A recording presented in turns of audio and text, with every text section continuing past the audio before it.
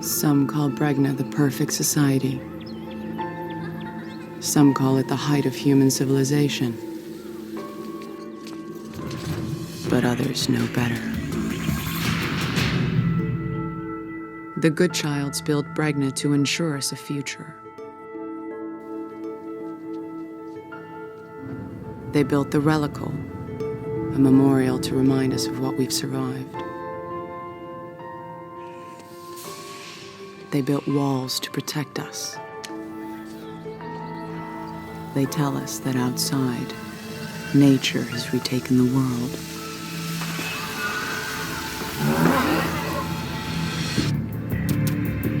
But the real problems lie within.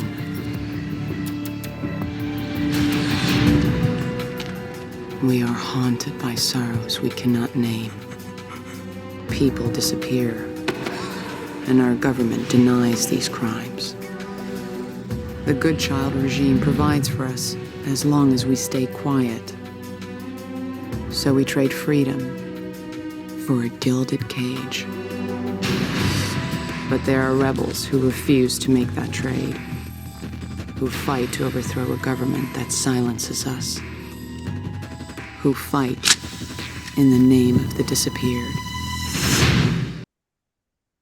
Hello and welcome to Still Watching the Skies for November 2025. I'm Robert Reinecke. I'm now Morel. I'm Cody Lang. Every month we explore the less discussed science fiction movies of the past. Some famous, some obscure, some good, some bad, all of which we believe will create interesting conversations. And that brings us to this month's film, Aeon Flux from 2005, based on the MTV animated film. Or animated series, I should say. Cody picked this month's film, and he's going to tell us why and provide a short summary for our listeners. So take it away, Cody. Tell you why. Um, I'm not going to tell you why right That's now, the but angriest sounding voice I think I've ever heard you use yeah. on this podcast, Cody. And this is for your own pick. No, I'm not going to tell you why in the synopsis. I'll tell you why later. Okay, Aeon. I've heard Cody from when we talked Batman '89, so let's. I didn't start off angry. I just got angry as the more I thought about it. Yes, you did. Okay. Aeon Flux 2005, directed by Karen Kusama. Tagline is "The perfect world meets the perfect assassin." 400 years into the future, disease has wiped out the majority of the world's population except one walled city, Bregna, ruled by a congress of scientists. When Aeon Flux, the top operative in the underground Monacan rebellion, is sent on a mission to kill a government leader, she uncovers a world of secrets. Aeon Flux star Charlize Theron as Aeon Flux, uh, Pete Postlethwaite as Bald Guy, Frances McDormand as Aeon Flux's boss. I can't pronounce the guy's name who plays Trevor Goodchild. Martin And Sokus. Martin Sokus, there we go. And Sophie Okinoto as Sithandra, but in the TV series she's called Skithandra. And a bunch of other people I don't think are worth mentioning. This Lee movie Miller's isn't in it. okay. Johnny Lee Miller, you said? Mhm. Yeah, he's the Yeah, big okay. bad guy. Yeah. No, I know him. I saw him. I like see him on the credits. Yeah, he's in it. Um, the film is an adaptation of the animated series that was created by Peter Chung. Animated series first aired on MTV's Liquid Television.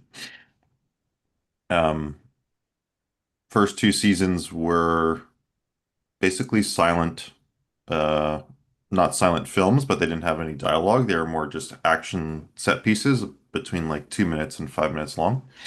And it wasn't until third season where Peter Chung was asked to make a standalone series called Aeon Flux, um, where he fleshed out the characters. It was 10 episodes. Each episode was about 20 to 25 minutes. Um, Generally speaking, the director or the original creator has considered the adaptation not great. Even though he was in the special features, I noticed he was there on set. He has called the film a travesty and has said specifically about the screenwriters that either they didn't understand his original series or they completely ignored it and try to do something new. And I do think it's the latter. Um, and I kind of want to, if we can, I don't know if you guys have watched the series. I did watch it in preparation. And I'll just describe it as much as I can just to so we can talk a bit about as well just the idea of adaptation and how you would adapt something like this into a feature film. But I will hand it over to uh, first Robert, and then we can get Nat's take on it, which I think will be negative. And I think based off of Robert's letterbox review, also negative. What was it? The 1.5 star that gave it away? Yeah, you're usually pretty generous with your ratings, so I I remember liking the Liquid Television shorts quite a bit. And if it wasn't for them telling me the name, I would never recognize this as being an adaptation of them. I guess, there's a invading a technological stronghold by this female assassin, and there's a whole bunch of bioweapons that she encounters along the way as one of the obstacles that she overcomes, at least sometimes. And that seems to be about where the adaptation begins and ends, because it feels like nothing like the Liquid Television series, which I felt was intriguing, probably precisely because it didn't explain much of anything. It was practically silent and just kind of threw you in the world, and you either sank or swim with it, and it was cool. And this one's definitely a post-Matrix film. You can tell it tries to get that. Oh, she's a sexy rebellion. She's very Trinity based, and there's a lot of exposition explaining precisely what's going on there. And I don't feel like any exposition works. In fact, I think the dialogue is so bad, and it just makes me. I don't want the exposition to work. I just want you to shut up. Um, and I feel like that's kind of like my feel on the film as a whole. It's like, yeah, you look kind of cool at times, but the more you try to explain, the dumber you get. Um, I mean, I guess the ideas themselves, the general conceit is not terrible, but it seems like any ideas it has, it kind of drops early, and Charlize Theron is kind of not doing anything really spectacular either, because I feel like Aeon Flux doesn't have much character.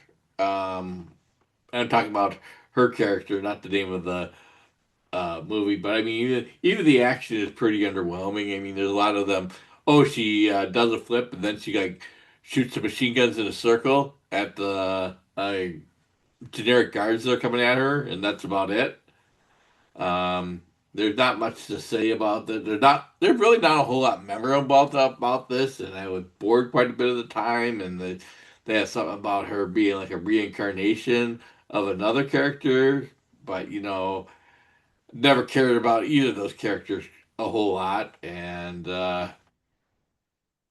I feel like they're really the world was off putting. I don't feel the stakes were ever really felt, because they're like, "Well, yeah, we've kind of beaten the virus at this point, so it's just kind of like, well, we have to find a cure for some of the side effects," but it never really, the Science Council really is not that evil, which is kind of a weird choice they make here, because it kind of undercuts any of the.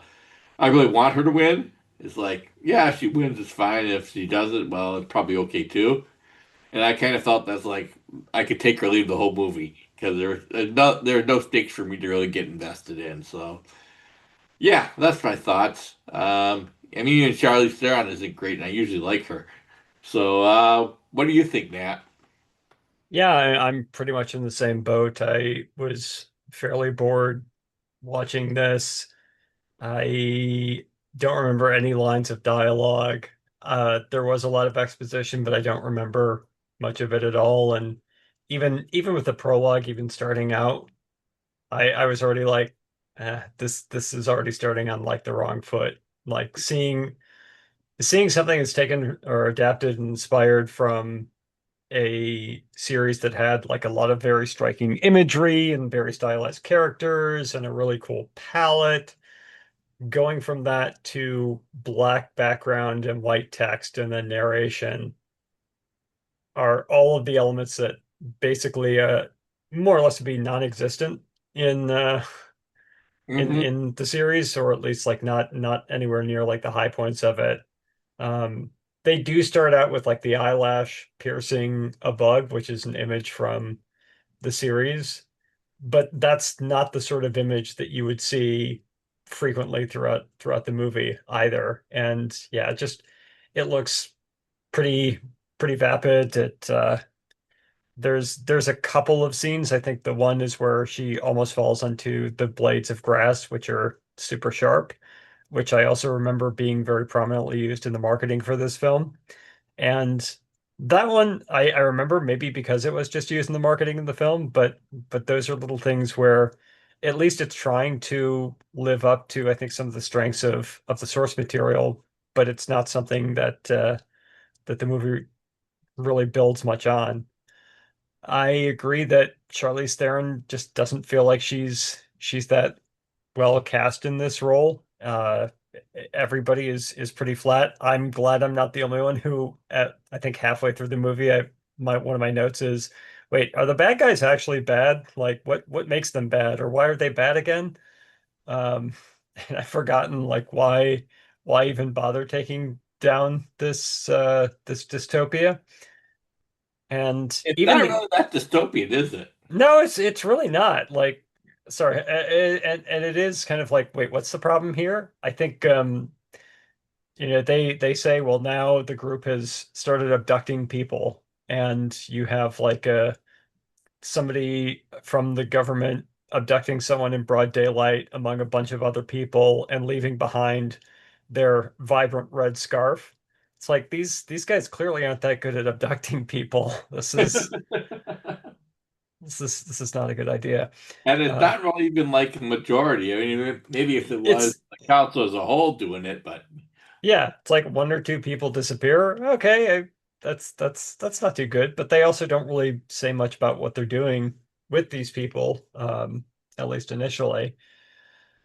Uh, but we can it's not really a well-developed mystery. no, it is not. And even the action scenes, or I think maybe like the more Matrixy parts of it, I just don't think it lands either. Be like simply within the editing. I think going back to the Blades of Grass sequence where she and what Scintilla or whatever are jumping around trying to invade the compound, like they're just doing acrobatics, but there's so many cuts that it's just you'll see them start to jump and then it'll cut to like a ground shot where they're leaping over the camera and then it'll cut to like another shot where they land. There's just nothing impressive about that. It's like something that like a 10-year-old would be making on his camcorder in like the backyard and he just well basically could film somebody jumping and then have a cut to a shot of them jumping in the air and then cut to a shot of them landing on the ground. It's like, oh, sick jump, bro. But no, it is not sick, bro. It's it's pretty lame and it's constant and it's obnoxious. And oftentimes like I feel like the cuts don't actually match. So they'll like start jumping from left to right and then they'll land on the left again. Like, what the hell's going on? But no, I was not a fan. And maybe it's a little too early to get into the poster on this one, but well, for one, she's not even wearing Aeon Flux's outfit, and kind of the idea of that outfit is that it doesn't match the proportions of a normal human being, um, even one that would be like anorexic yet ample bosomed. But it feels like they don't really even try. And then even her hairstyle, Like that's one of the most iconic aspects to the character design of Aeon Flux. That's like, the dead giveaway of a silhouette. And they don't even try for that in Charlize's haircut. And yet the logo that they have on the poster references the haircut, like that goes under the eye.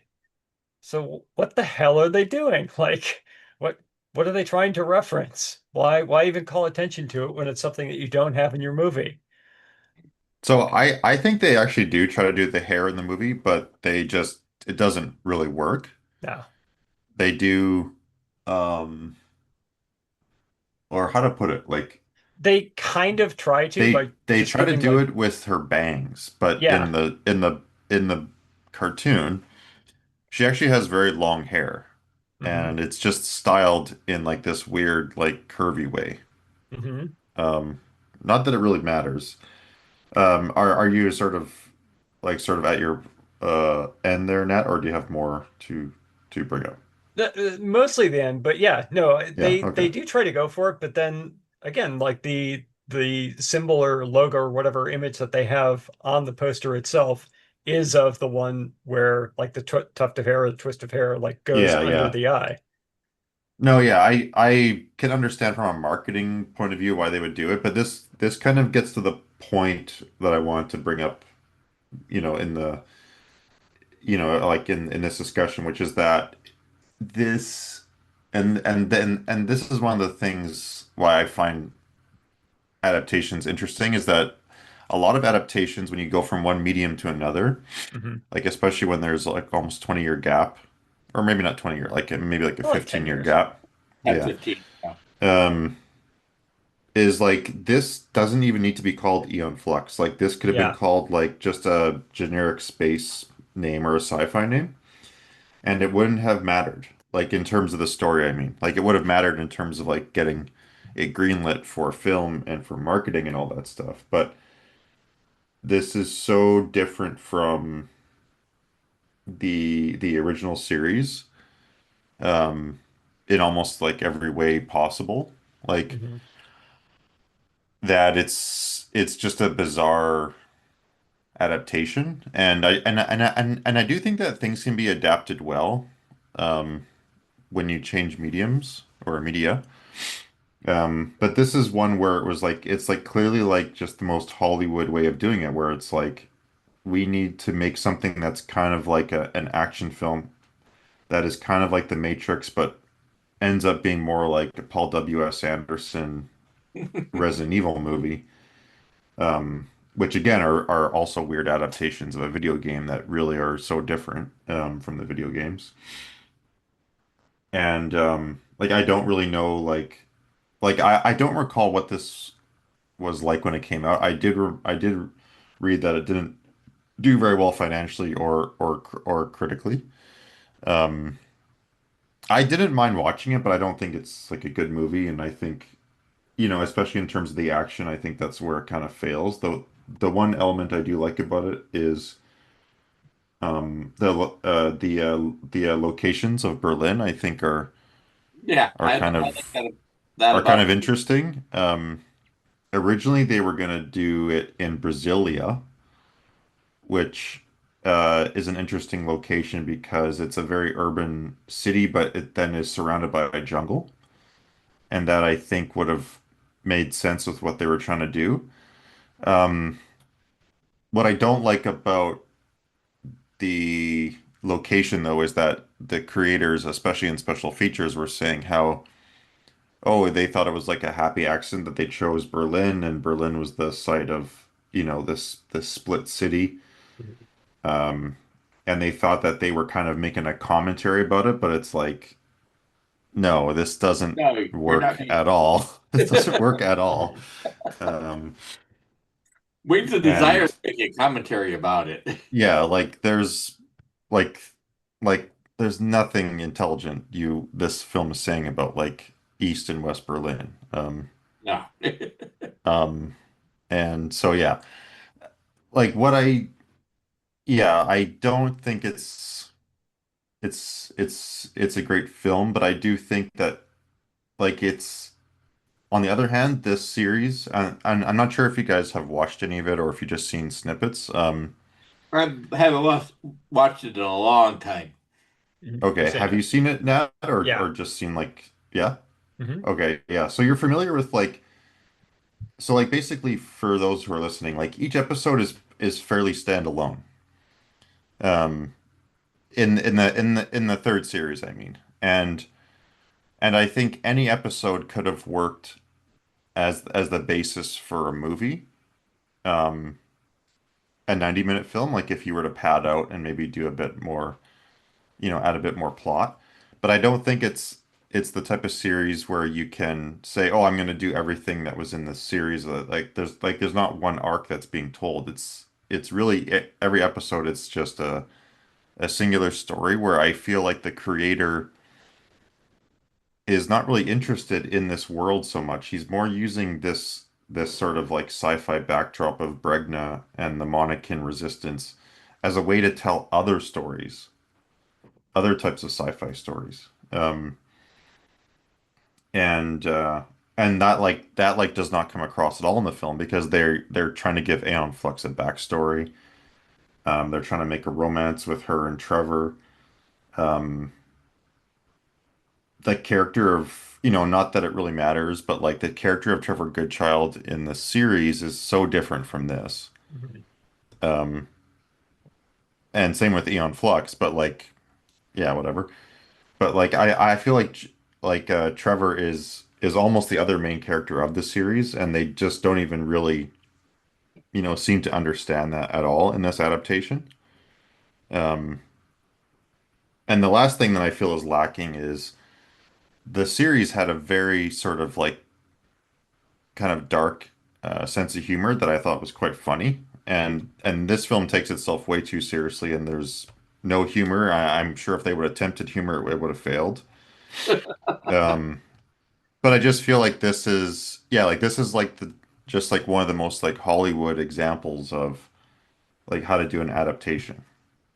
Like, like it's basically made for no one. Like Yeah, it's not going to please anyone, right? it's certainly And for the but fan. it's doing that because it's trying to be be like the most average middle of the road it's trying to like appeal to as wide of audience as possible. Whereas the TV series was the opposite of that. Yeah, the TV series, well, or even the liquid television shorts were not appealing for a wide audience, but if you were into it on the wavelength, you were into it. Yeah, like I really enjoyed watching the series this time, and I would watch, like the third season again. Like they were like there's some really standout episodes. Like the one that I really really liked was called the Demiurge. Um, about this weird god that was in a spaceship that Trevor was trying to stop Aeon Flux from launching. Like it was such a bizarre episode. It had a really cool soundtrack, great visuals. That's the other thing I don't think works so well in the film. They didn't take the visuals of the series, like Nat was saying, it had a very interesting color palette, Hmm. and they just kind of drained it. Hmm. And it was not monochromatic, but it was pretty bland. Hmm. Um, Yeah, I mean, Charlize Theron wears black, so really it was very Matrix inspired. yeah, see, I've In the seen a Matrix, lot there of was a Paul very W.S. cool Anderson leather films, jacket. and to me it seems like they're more like those films. Like I'm not saying that in a good way, but like they are like they do feel like more of that type of film. Yeah, so I'm just curious, like what do you guys think of like how would you like if you were to adapt this series, like what would be like the best way to go about it? Maybe like which director, screenwriter do you think would work? George I'm Miller would just kind of work. curious. Sorry, who? George Miller, he would probably just say, "We're not going to put much dialogue in it. We're just going to have the action and explore this world and see what Yeah, happens." And it'll be weird. yeah. Well, and he would be good at doing action. Um, I was kind of thinking more because I feel like, after watching this series, like the series actually downplays a lot of the action, especially in the third season. Yeah. Like it's like she's not really a hero. Mhm. She's not really like an action superstar. Um, the sort of interesting elements about this series are not action focused. They're more like philosophical. So I was thinking I don't know, like the most easy answer would be David Lynch, but I feel like it's so, Yeah. it's something where like he wants to make stuff that he created. Yeah. Like Fincher and would he probably be a good choice. Fincher? Yeah. Hmm, yeah. He could do it, but I don't know if he want to, but he could do it. Trying to think somebody else, somebody that's kind of I could see I could Linklater see taking a stab at this. yeah. I even could see Raimi taking a stab at this. Be very visual oriented and weird, and maybe it'd be darkly humorous, or maybe not. But I The other just thing, go ahead. I just think, I feel like you can kind of sense the studio fingerprints all over this damn thing. I heard that Karen Kusama was shooting for an R. It certainly does not look like an R in the final product, and I feel like they're like, no, no, no, we can't even go the same rating as the Matrix. We got to be more mainstream friendly. And I feel like that. Can I look at the cast and I go, this is a decent cast. Their names I've heard of here, although I don't think Martin Zokas. I don't think he ever had it, and he and Charlize Theron have no chemistry, so I don't think that works. But the rest of the cast, I think it's perfectly fine for what they're asked to do. It's just I don't like what they're asked to do. Uh, Yeah. Sorry, now you were saying something. I think we sort of spoke over you there. Oh, I was just gonna say I could see Linklater take a stab at this, and then that I could also see this as maybe like an anthology film or something that is kind of like more yeah, have some More based shorts. on vignettes. Yeah. Yeah, yeah. I mean, one of the things I kind of like is that with like the first two seasons or so of the series, or kind of the early iterations of the series, is that like sides, positions, perspectives, even outcomes can kind of change. There's like who is a good person, especially when it comes to like Trevor Goodchild, where he can be like a really bad guy in like one part or like one episode, and then he can be his motives can be more ambiguous like the other. Hmm. And I kind of like that sort of ever-changing tone of that. Even within this, like you could still recycle some of the like this idea and make something like that, where since you have like so many different clones, you could be looking at different iterations of the characters. Even if like the world more or less doesn't change too much. But Hmm. either way, like I kind of like that aspect of it where there's sort of like is an ambiguity. You're kind of like, you recognize some of the characters, but you kind of have to play catch up or kind of have to work out like what side are they on? What are they trying to accomplish? Is this for good or bad? Will they fail? Will they not? Hmm. For each thing. So like kind of that a little bit of like at least visual continuity and expectations, but not continuity in terms of like the characters, like mhm. their motives, which side they're on, or what they're trying to accomplish, and like no thread that kind of carries through from one to the other. I could see somebody like Christopher Nolan having fun with the idea of clones and playing around with personalities and perspective, Hmm. or any of the South Korean directors of note. Yeah, I think that might even be better too. Like, yeah, not like an English speaking director or like not an American director Just something that's for good this iteration. visually, like Park Chan Wook or Hmm. Give them this and let them go crazy with the bizarre tonal shifts and visuals, and let's see what they could do. Hmm. But I Yeah. mean, I kind of think that's what I want out of it. I want it to be like the liquid television version. or one of the early seasons of the show. I don't want this movie. Let's put it that way. I think, for the David Lynch thing, I think he could nail it on the visuals. I think also just casting, like he can get really exotic looking people for this. And I feel like that's something that's really missing is that, Yeah, but I um, also thought he would work for the humor oh too. yeah. Like the film has like or like the TV series has like just, some surprisingly funny moments. Like the one that caught me off guard was when it was the episode I believe was called Isthmus Crypticus, and it's the one where Trevor has these two like butterfly people that he's captured, and he's trying to seduce the female one. And Eon meets up with like this university student who I believe is cast in the movie, or her name's Una or Uno or something. I can't remember. Hmm. Una, and she in the film plays her sister, right? Hmm. Yeah. Yeah, and they try to work her in. Anyway, that's on the TV series. In the TV series, she plays like a university student who's a translator. She knows about the male version. She's the one with the male version. Um, Eon goes to investigate because she finds out that Trevor's in love with the female one, and then it sort of cuts to a scene where Trevor is wearing like a butterfly costume and he's dancing in front of a mirror.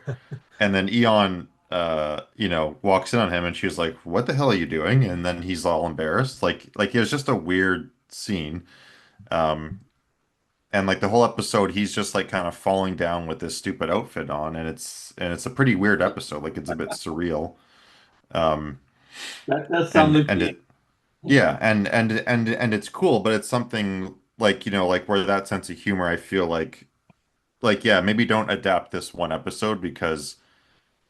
Well, maybe you do like adapt this episode. Like all the episodes are kind of standalone. And Hmm. that's where I think it is difficult to adapt this series, which I think is maybe kind of a foolish idea in of itself to adapt it as a live action film.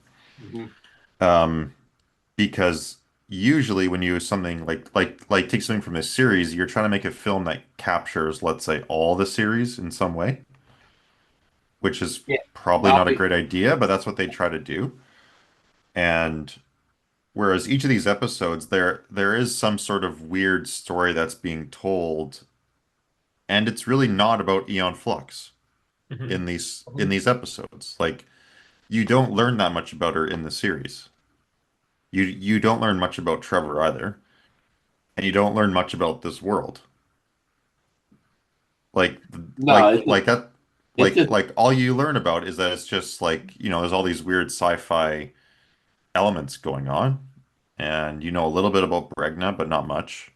Like the first episode, you learn in season three, like you learn it's a bit of a surveillance state, but that's really not carried over that much later on. yeah. This world is very underdeveloped, and the unique things about it, it's like kind of dropped. I think the bioweapons they have when they're invading the um, compound for the first time, or that feels like something that's an idea that came from liquid television, and then it's like we don't see it for the rest of the movie. They just like, oh, guns, guns and guards. Oh, sorry. What I meant was like in the series, like they don't explore the world too much, No, they and don't.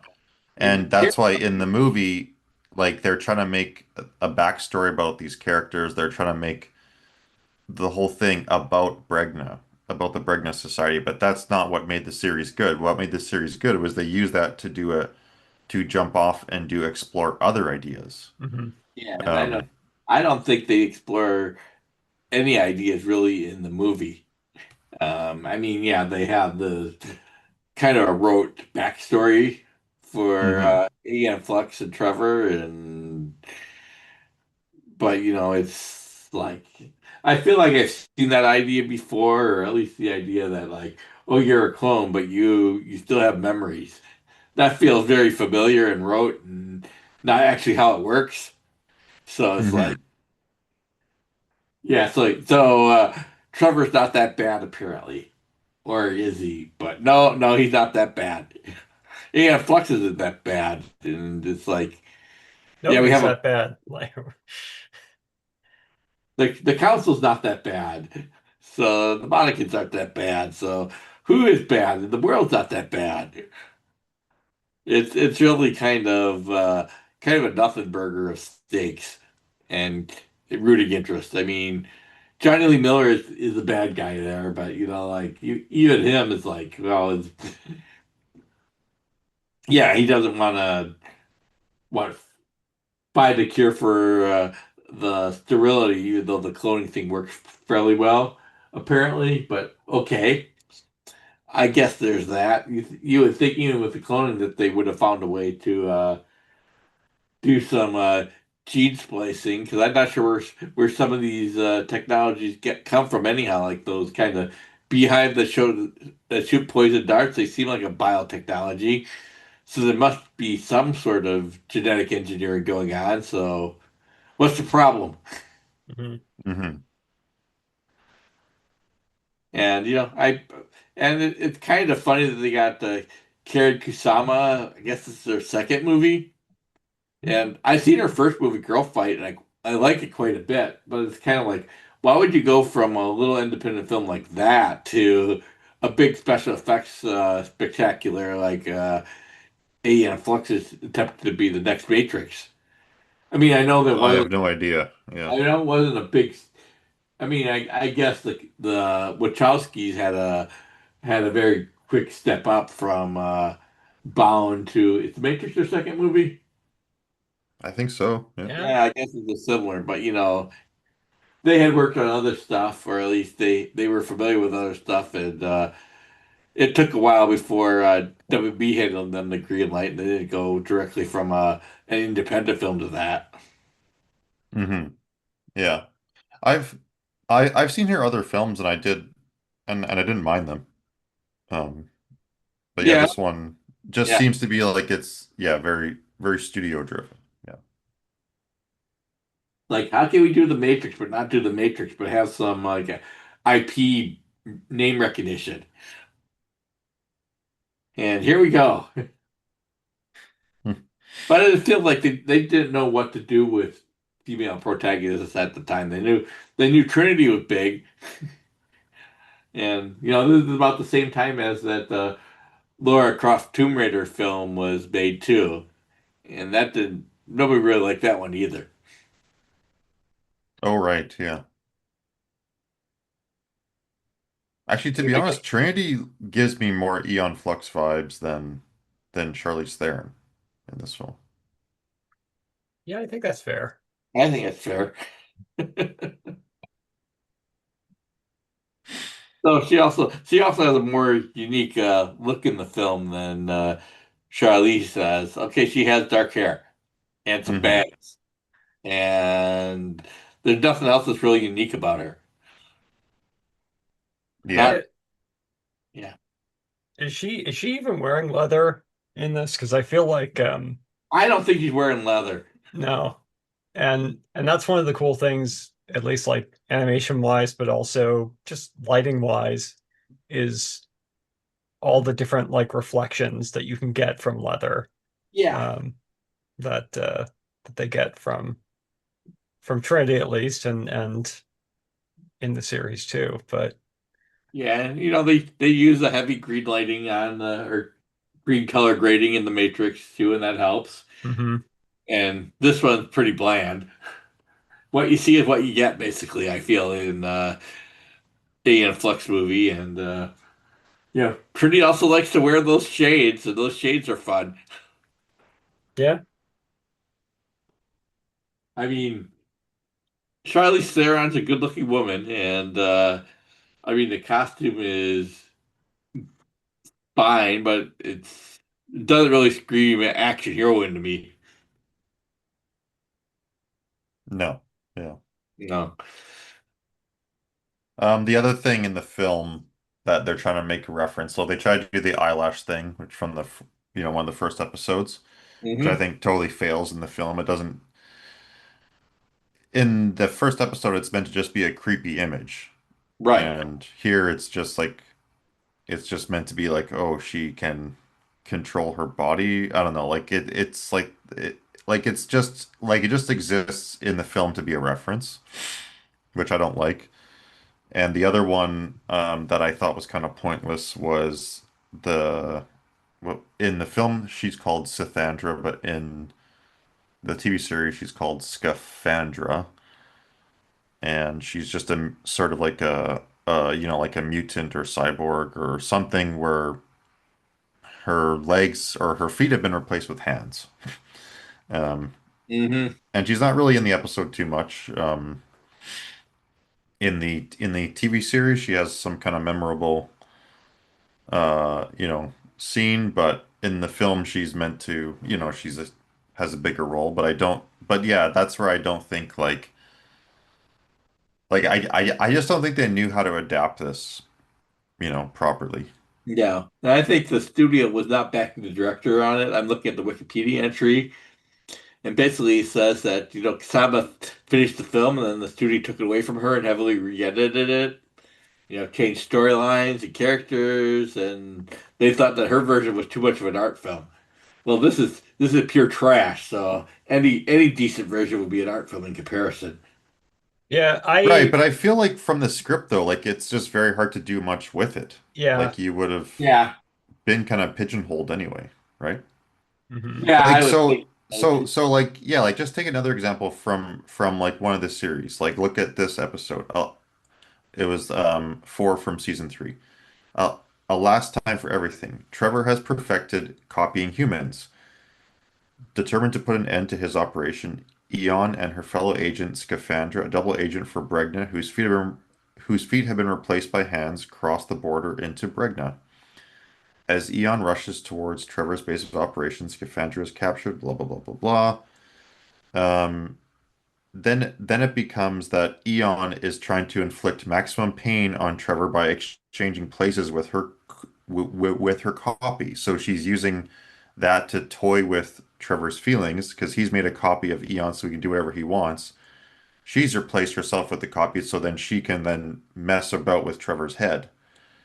Now, now that's a cool idea. They sort of take the idea of the cloning and go crazy with it in the movie and make it the whole plot of the film about how people can't have babies and they're just getting cloned.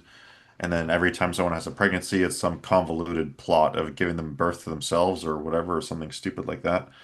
Um, but like this idea here in the original, like has some sort of like, has some sexual undertones, has some humor, like it has it has some interesting stuff that I feel like the film is, doesn't even like try to do something like this, right? Like it's just trying to say, how can we make this into a generic, film about, asserting freedom or, like you just like some sort of like general like 1984 bad government that tries to control everything. But like you said, when you actually look at like who's in charge and the bad guys, are they even that bad, in the grand scheme of things? Like yeah, I guess they're bad because they killed a woman because she could, you know, give birth to a child. That's bad. But um That's another thing that kind of undercuts the stakes of the film too, doesn't it? They reveal that they're killing people because they're healing on its own. So all the search for a cure does not really mean a whole lot because it's gonna be happen anyhow. mhm. And it's kind of like, well, what are the stakes of this film? If you do nothing, does it change the film in any way as far as the long term outcome? I guess if you kill the bad guy, it helps. But other than that, and Yeah. even the And bad guy, and like each episode has like a unique twist, like I just said. Like there's see there's some weird sci-fi element that's being explored. Or some weird psychological, maybe philosophical. Um, some of them, not all episodes, but some do with like, sexual domination and stuff like that. I don't feel like the film in terms of the screenplay was even trying to do any of this. And that kind of brings me back to my main point, which is like, why even adapt it then?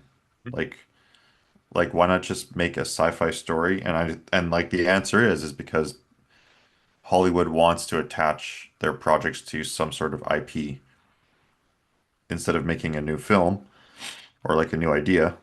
Even if it's an IP that, doesn't really make sense to being adapted. Like it's sort of, like this is what I always think when there's a new Terminator film. Like there aren't that many stories to tell for Terminator, but yet we keep making more films, right? Yeah, Um, like it probably should have ended just at the second film. yeah. And I'll say I like the new Predator film, but how many stories are there really to tell with Predator? yeah, like at least with Predator, like you could just literally just say, Predator and then insert some random time in human history. Yeah, you can do Yeah. that. Like, Or Predator, just like a different environment yeah, is cool. exactly. Like, oh, you Predator know, Predator Samurai. at Predator sea. versus the pirates, or Yeah. Predator versus samurais, or Predator Yeah. versus Yakuza. All which could be fun, but I would love to see Predator versus Yakuza. Yeah. you're talking my language there, Cody. Yeah, I'm intrigued.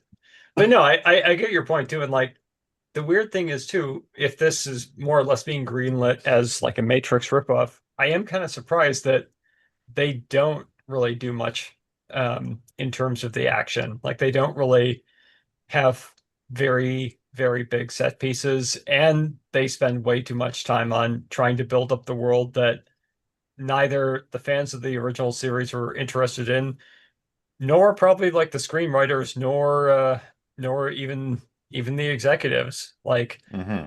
you already have this location, like try to have some fun with it.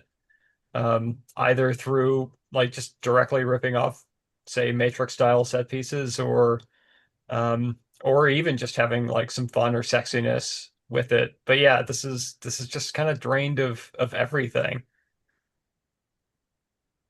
You know Yeah. who would have been a good casting for Aeon Flux was Amanda Donahoe. Remember her from Oh the yeah, layer of the yeah. layer of the white worm? Oh yeah. Whoa. Like Ken in Russell, he would be good for Aeon Flux. He would be, he would be amazing for yeah, this. yeah, that would be cool because Yeah. he's nuts. Yes, He's and that one just needs. Yeah, he would be a perfect fit. Yeah. All right, I'm glad we figured that one out. yeah. Now, would it be like Amanda Donahoe, like in her regular or snake-like form in Lair of the White I don't Worm? know. Either Do we have both? either work for me. Yeah. Yeah. What I also find sort of kind of silly in the film is like um they're they're tearing down the walls, right? But like why? Yeah, they Like never it's said not like bad out there. it's not like they were being stopped from leaving before, Hmm. right? They never established that the world outside the walls is dangerous or Yeah, unsafe. they just showed that it's a jungle. You I know, don't know. Like it what's just out seems there. like they just were like, yeah, we're just gonna lean on this thing about like a totalitarian society. And but like yeah, it just I don't know. Like it doesn't, and like maybe they thought it would work and make sense with the Berlin thing, but it was like kind of far removed from it. Well, And at least this the government Matrix is at had least like no similarities between East Berlin, so yeah, you know, which I believe was a separate government from Soviet Union. it was. If I if I recall, like they weren't part of Germany, but they did have their own like distinct thing going on. Hmm. Not that they were good either, but like No, um, probably had major problems. or even the Matrix at least uh, drew some parallels to the working in the corporate world of the 1990s, and Aeon Flux doesn't have any parallels to anything. It's just kind of the generic dystopian thing. Yeah, the one thing I did like, which I don't think was from the series, was I liked that ship that was flying around. I don't know why, but I liked that was the ship and that had all the DNA. Mhm. I Mhm. thought that was kind of cool. Um, but yeah, I'm kind of grasping at straws here for that Yeah. stuff. I love me a good airship Yeah. too. What That about has established that. Albert Pune? Yeah, he would be good if like You know, it okay, probably made okay, which money. episode would he be good at? Let me see here. I'm sure it would have cost a lot less. It probably made him a lot more, at least it looked. Albert Pune would have been good for the episode. Do you guys remember the episode where they're chasing around Bambara? Nope. Mm-mm. Okay, it's the big fat guy who's like this British guy who's like a really like he's just like a deviant. And then Trevor has these things called what the hell are they called? I forget what they're called. Um, they're like these like little skinny robots that he puts into people's belly buttons, and then they go into their body and they kind of get a conscience. So Bambara becomes, super good and moral, meets a kid who's an amputee, then you see next scene later, Bambara has given him his arm, but Bambara is huge, so this kid's walking around with like a gigantic muscle arm. And Bambara and Amazing. Bambara just has like, now a stub. Hmm. And then there's this secret society that's kind of related to Eon, and they're going around taking out these things that are making people moral and putting like popsicles on them and then putting them back in. And so like that episode is more action focused. I feel like Albert Pune would have been good for that. Yeah. Was it Nemesis with the guy who blows the Yes. massive amounts of water out of his nose? Yeah. Yeah. Yeah. And it starts like where they have the fight in the junkyard. Yeah, and then it ends like Terminator. Yeah. Like that I feel is just like so much more inspired and like so much more within the tone of this. Just like choosing a cool location that has a distinct look, just making use of like a pretty banal environment and and just letting it ride. And that also kind of gets a little sexy, a little dirty, a little Hmm. naughty, like Robert likes. And yeah, I mean that just feels like so much more in tone with it. This I would much rather watch like some of the Nemesis sequels than this.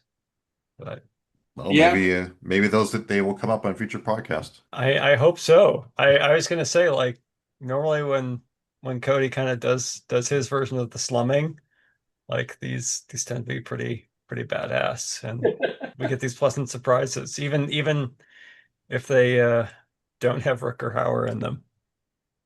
Yeah, no, this is not one of those. Sorry. That's okay. I forgive you.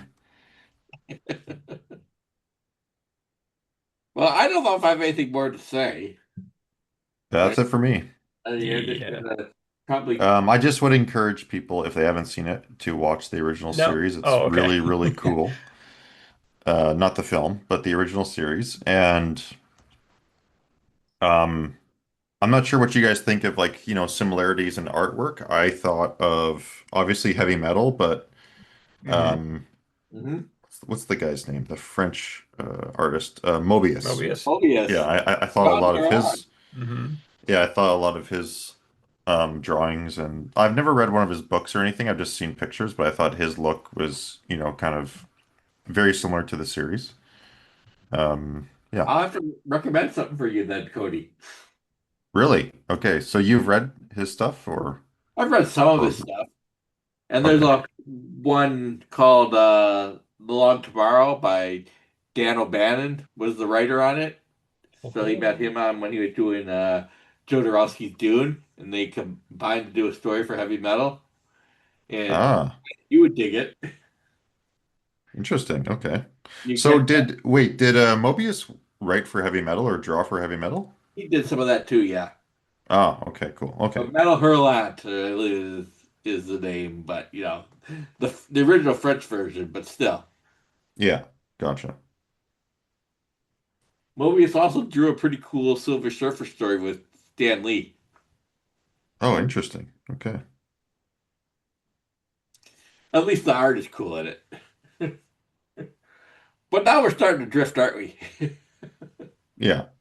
What's the next film? Oh, I think Robert is picking it. Yeah. I have next month's film, and it'll give us an opportunity to talk about something that's out currently, but also kind of complete well, I guess it would be a good stopping point on a series of movies I started. I'm talking about Frankenstein Must Be Destroyed by Terrence Fisher. Oh, Oh, cool. Nice and short, 90 minutes, and I think the nastiest of the Frankenstein movies that Hammer made. all right. I'm always for a nasty Hammer movie. Especially if it has Terrence Fisher in it Terrence Fisher directing, Peter or Cushing, behind it. Veronica Carlson. It'll be fun. Or at least we'll have enough to discuss. Based on no other Frankenstein, but what they Hammer developed their series into. Hmm. Do you like this better than Guillermo del Toro's Frankenstein, Robert? That's kind of a spoiler, but I'm gonna say yes. Okay, Maybe we should all watch the G Del T version as well, just so we can reference it in the discussion. I think so. I've already seen it. I've I've seen already it. seen it. Same here. Okay, well, Yeah. we can discuss it now. No, we're not discussing it now. We're Okay. not going to discuss it now. We're saving some for the show. But I figure, again, I'm sure there's people that will want us to talk about it. So maybe we will. I'm not going to rewatch it for it, but I might. I actually enjoyed it a lot. I enjoyed it too, and I have thoughts. Hmm. Cool. All right. And I'll save those thoughts for December, Okay. Me too. Yeah. and that'll give us some time to watch our Secret Santa movies. Yeah, gotta do that. So anyway, that should wrap up this episode. If you have questions or comments, you can email us at skyespodcast@gmail.com or leave us a note on Facebook. Also, feel free to share a link on social media. Thanks for listening, and we hope you'll join us next month for Frankenstein Must Be Destroyed. Bye. Take Bye. care. One little kiss, a moment of bliss, then hours of deep regret. One little smile, and after a while, a longing to forget. One little heartache left as a token, one little plaything carelessly broken. Remember the night you said I love you. Remember you vowed by all the stars above you. Remember we found a lonely spot, and after I learned to care a lot, you promised that you'd forget me not. But you forgot to remember.